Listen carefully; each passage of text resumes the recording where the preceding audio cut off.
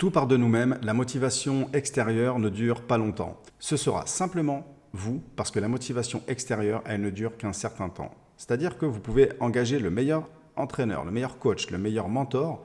Au final, c'est vous qui décidez pour vous-même.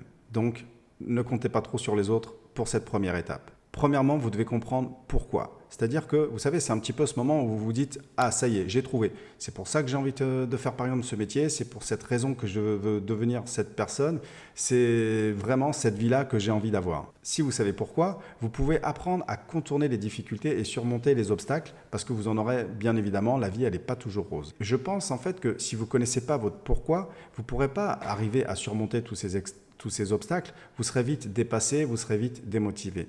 Et personnellement, eh bien, je pense que les choses qui sont durables, elles sont accomplies avec le temps. Vous savez, quand je demande aux gens qu'est-ce qu'ils veulent réellement dans leur vie, très souvent, après m'avoir décrit la vie qu'ils avaient envie d'avoir, eh bien, aussitôt, ils me disent « Ah ouais, mais c'est pas possible, ah ouais, mais je peux pas, et blabla ».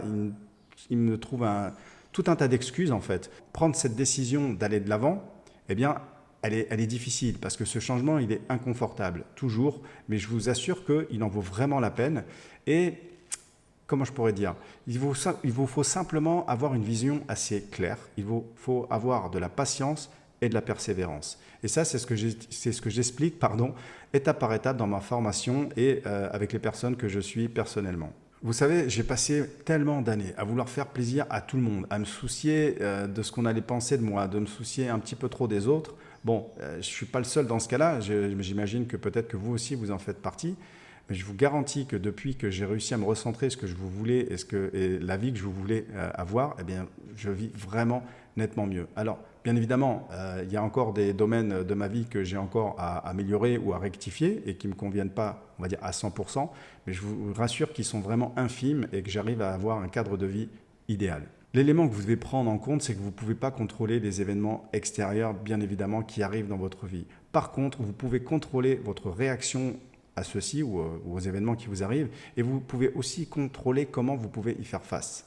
Pour moi, déjà, la meilleure des manières, c'est de bien commencer la journée et ça, c'est primordial. Allez, je fais un petit retour en arrière. Moi, il y a quelques années, je me levais au dernier moment, je m'allumais une clope parce que je fumais et je prenais un café et j'affrontais la journée comme ça. Quand vous attaquez la journée de cette manière-là, les problèmes, vous les gérez pas du tout de la même manière. Maintenant, bon, ok, j'ai arrêté de fumer, mais je commence jamais une journée déjà sans me sentir bien et faire en sorte une fois que je suis parti de chez moi, eh bien, je suis content de ce que j'ai. Bref, vous savez, un petit peu tout ce qui est gratitude et je fais aussi des exercices de visualisation. C'est très simple, mais en tout cas, ça me permet d'aborder ma journée sous un angle beaucoup plus positif et surtout, ça indique à mon cerveau vers quoi je dois me concentrer. Ce qui est insensé, c'est que si vous lisez mes objectifs et mes affirmations d'il y a quelques années, eh bien, c'est exactement la vie que j'ai aujourd'hui. C'est pour ça que je vous recommande de faire ça chaque matin de manière à un petit peu réinitialiser votre esprit et faire en sorte qu'il va vous diriger vers le bon endroit où vous voulez vous retrouver et non rester à celui dans lequel vous n'avez plus du tout envie d'être. Et tout ça sans faire forcément, en tout cas moi je ne suis pas comme ça, de faire vous savez une liste de to-do list avec vous mettre un tas d'objectifs à faire 10 choses dans la journée, vous allez vous épuiser et vous allez pour moi c'est pas forcément productif. Par contre, ce qui est très important, c'est de noter une liste de résultats à atteindre.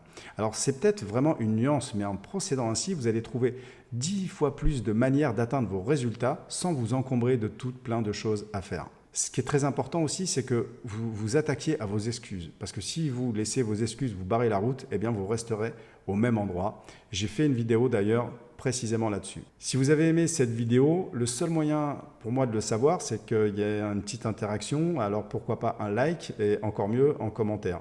Alors par exemple, je peux peut-être vous donner une idée en commentaire. Vous pouvez peut-être me dire quel est le prochain résultat que vous voulez obtenir dans votre vie. En attendant, je vous souhaite tout le bonheur du monde.